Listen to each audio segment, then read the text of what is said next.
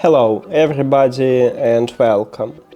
In this video I'm going to show you how to check software version for your speaker JBL Boombox 4.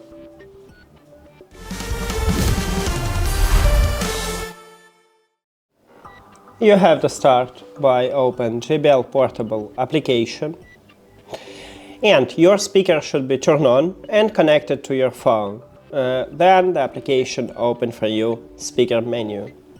Right here you need to scroll down and click product information at the bottom. And right here we have software line, so here's product firmware. Firmware is the same as software, so right here you have software version. That's it. Thank you for watching this video. If you found it helpful, please consider subscribing to the channel and leave the like on the video. See you later.